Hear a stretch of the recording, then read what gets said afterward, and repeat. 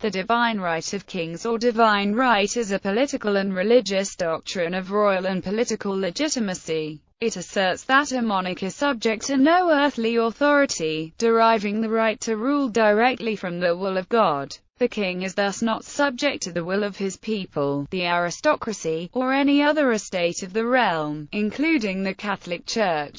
It is especially favored and promoted by unjust kings, because according to this doctrine, only God can judge an unjust king. The doctrine implies that any attempt to depose the king or to restrict his powers runs contrary to the will of God and may constitute a sacrilegious act. It is often expressed in the phrase, "by the grace of God," attached to the titles of a reigning monarch. Origins. The remote origins of the theory are rooted in the medieval idea that God had bestowed earthly power on the king, just as God had given spiritual power and authority to the Church, centering on the Pope. The immediate author of the theory was Jean Bodin, who based it on the interpretation of Roman law. With the rise of nation-states and the Protestant Reformation, the theory of divine right justified the king's absolute authority in both political and spiritual matters. The theory came to the fore in England under the reign of James I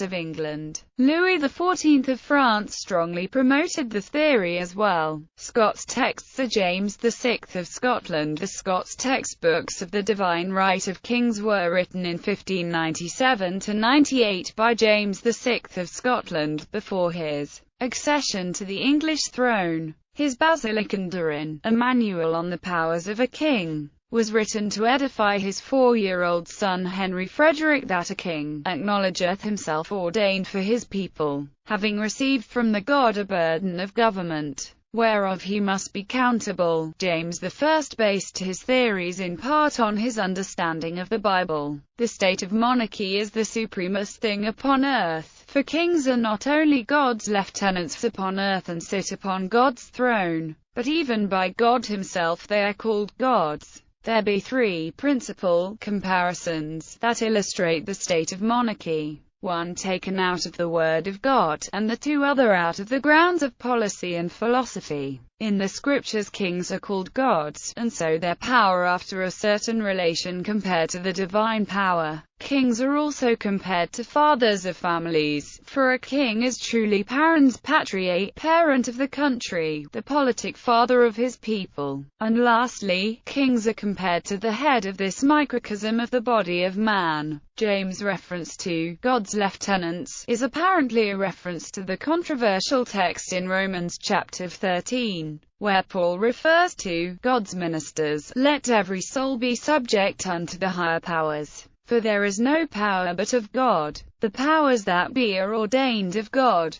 Whosoever therefore resisteth the power, resisteth the ordinance of God. And they that resist shall receive to themselves damnation. For rulers are not a terror to good works, but to the evil. Wilt thou then not be afraid of the power? Do that which is good, and thou shalt have praise of the same. For he is the minister of God to thee for good. But if thou do that which is evil, be afraid, for he beareth not the sword in vain. For he is the minister of God, a revenger to execute wrath upon him that doeth evil. Wherefore ye must needs be subject, not only for wrath, but also for conscience sake. For this cause pay ye tribute also, for they are God's ministers, attending continually upon this very thing. Render therefore to all their dues. Tribute to whom tribute is due, custom to whom custom, fear to whom fear, honor to whom honor. Western conceptions. The conception of ordination brought with it largely unspoken parallels with the Anglican and Catholic priesthood.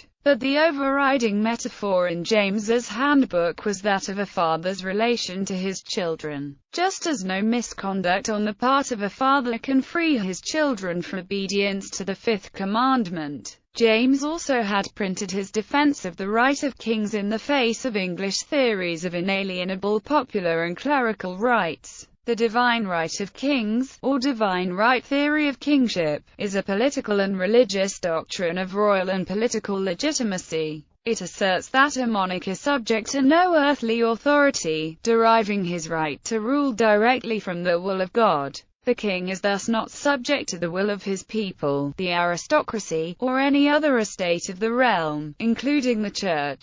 A weaker or more moderate form of this political theory does hold, however, that the king is subject to the church and the pope, although completely irreproachable in other ways, but according to this doctrine in its strong form, only God can judge an unjust king. The doctrine implies that any attempt to depose the king or to restrict his powers runs contrary to the will of God and may constitute a sacrilegious act. One passage in Scripture supporting the idea of divine right of kings was Romans chapter 13. Martin Luther, when urging the secular authorities to crush the peasant rebellion of 1525 in Germany in his Against the Murderous, Thieving Hordes of Peasants, based his argument on St. Paul's epistle to the Romans chapter 13 verses 1-7. It is related to the ancient Catholic philosophies regarding monarchy, in which the monarch is God's vicegerent upon the earth and therefore subject to no inferior power. However, in Roman Catholic jurisprudence, the monarch is always subject to natural and divine law, which are regarded as superior to the monarch. The possibility of monarchy declining morally, overturning natural law, and degenerating into a tyranny oppressive of the general welfare was answered theologically with the Catholic concept of extra-legal tyrannicide,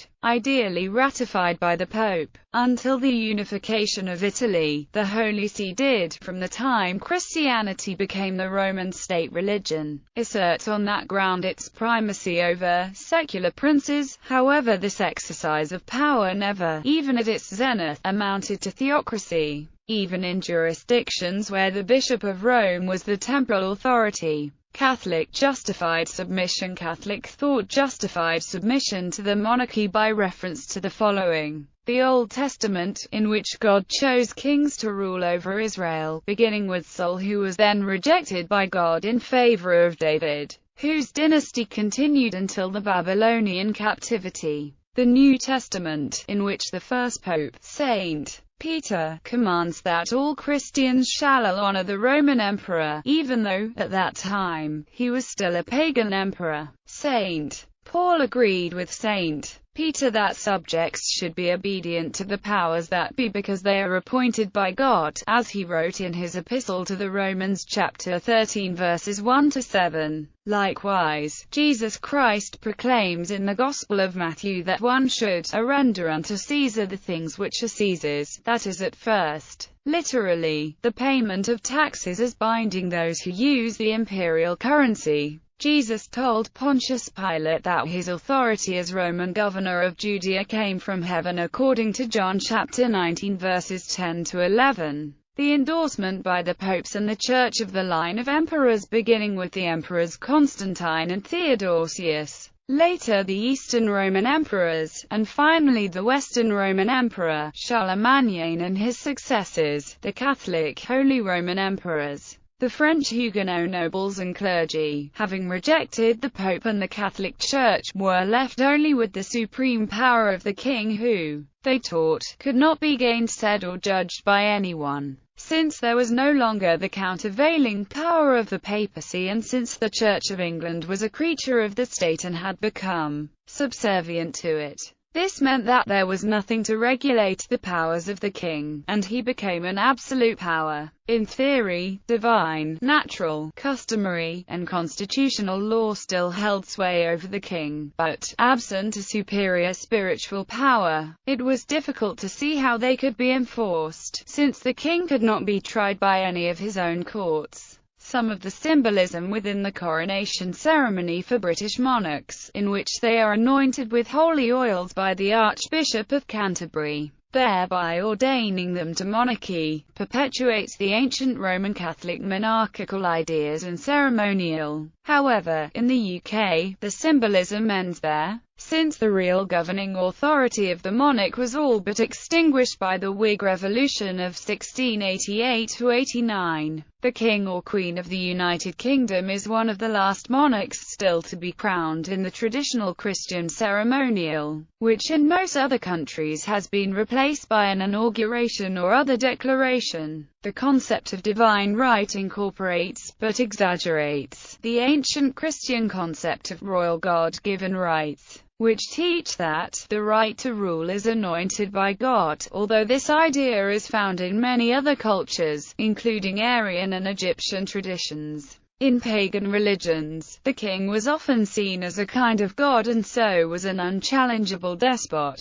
The ancient Roman Catholic tradition overcame this idea with the doctrine of the two swords, and so achieved, for the very first time, a balanced constitution for states. The advent of Protestantism saw something of a return to the idea of a mere unchallengeable despot.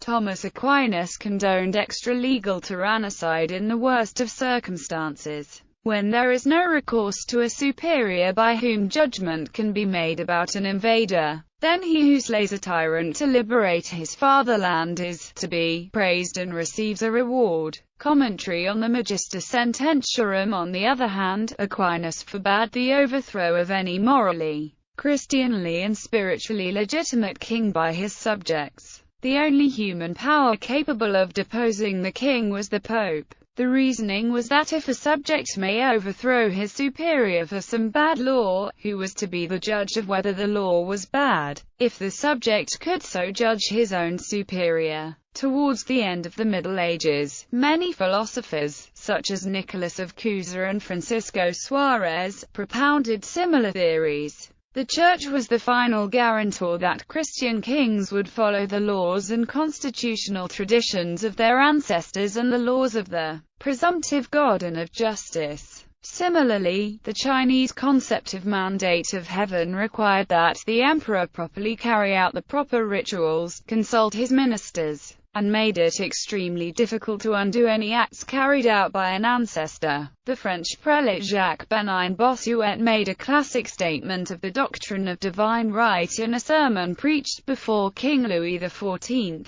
Les voix regnant par moi, dit la sagesse éternelle. Parmi reges regnant, et de la nous devons conclure non seulement que les droits de la royauté sont établis par ses lois, mais que le choix des personnes est un effet de sa providence. Kings reign by me, says eternal wisdom. Parmi reges regnant, in Latin, and from that we must conclude not only that the rights of royalty are established by its laws, but also that the choice of persons to occupy the throne is an effect of its providence. Divine right in Asia. In early Mesopotamian culture, kings were often regarded as deities after their death. Shulgiver was among the first Mesopotamian rulers to declare himself to be divine. This was the direct precursor to the concept of divine right of kings, as well as in the Egyptian and Roman religions. Mandate of heaven. In China and East Asia, rulers justified their rule with the philosophy of the mandate of heaven, which, although similar to the European concept, bore several key differences. While the divine right of kings granted unconditional legitimacy, the mandate of heaven was dependent on the behavior of the ruler, the Son of Heaven. Heaven would bless the authority of a just ruler, but it could be displeased with a despotic ruler and thus withdraw its mandate, transferring it to a more suitable and righteous person. This withdrawal of mandate also afforded the possibility of revolution as a means to remove the errant ruler. Revolt was never legitimate under the European framework of divine right. In China, the right of rebellion against an unjust ruler had been a part of the political philosophy ever since the Zhou dynasty, whose rulers had used this philosophy to justify their overthrow of the previous Shang dynasty. Chinese historians interpreted a successful revolt as evidence that the mandate of heaven had passed on to the usurper. In Japan, the Son of Heaven title was less conditional than its Chinese equivalent. There was no divine mandate that punished the emperor for failing to rule justly. The right to rule of the Japanese emperor, descended from the sun goddess Amaterasu, was absolute. The Japanese emperors traditionally wielded little secular power. Generally, it was the duty of the sitting emperor to perform rituals and make public appearances, while true power was held by regents. high-ranking ministers or even retired emperors depending on the time period. Sultans in Southeast Asia in the Malay annals, the Rajas and Sultans of the Malay states as well as their predecessors, such as the Indonesian Kingdom of Majapahit, also claimed divine right to rule. The Sultan is mandated by God, and thus is expected to lead his country and people in religious matters, ceremonies as well as prayers. This divine right is called daulat, and although the notion of divine right is somewhat obsolete, it is still found in the phrase daulat tuanku that is used to publicly acclaim the reigning Yang di-Pertuan Agong and the other sultans of Malaysia. The exclamation is similar to the European, "Long live the king," and often accompanies pictures of the reigning monarch and his consort on banners during royal occasions. In Indonesia, especially on the island of Java, the Sultan's divine right is more commonly known as the Wahyu, or revelation, but it is not hereditary, and can be passed on to distant relatives. South Asian kings in Tamil culture, before Brahmanism and especially during the Sangam period, emperors were known as, or, those who spill, and kings were called or. During this time, the distinction between kingship and godhood had not yet occurred, as the caste system had not yet been introduced. Even in modern Tamil, the word for temple is, meaning, king's house. Kings were understood to be the agents of God, as they protected the world like God did. This may well have been continued post-Brahmanism in Tamilakam, as the famous Tiruvallangadu inscription states, having noticed by the marks that Arulmoji was the very Vishnu, in reference to the Emperor Raja Raj of Chola I.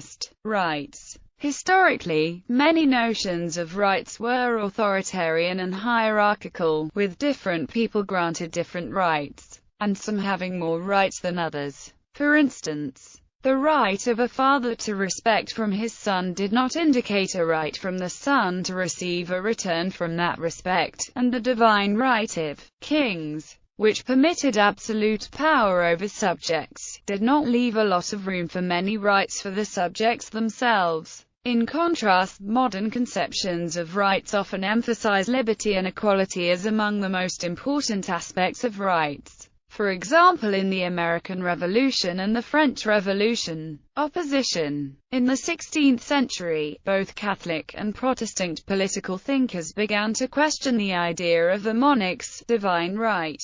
The Spanish Catholic historian Juan de Mariana put forward the argument in his book De Regere Regis Institutione that since society was formed by a pact among all its members, there can be no doubt that they are able to call a king to account. Mariana thus challenged divine right theories by stating in certain circumstances, tyrannicide could be justified. Cardinal Robert Bellarmine also did not believe that the institute of monarchy had any divine sanction, and shared Mariana's belief that there were times where Catholics could lawfully remove a monarch. Among groups of English Protestant exiles fleeing from Queen Mary I, some of the earliest anti-monarchist publications emerged. Weaned off uncritical royalism by the actions of Queen Mary, the political thinking of men like Ponnet, Knox, Goodman and Hales. In 1553, Mary I,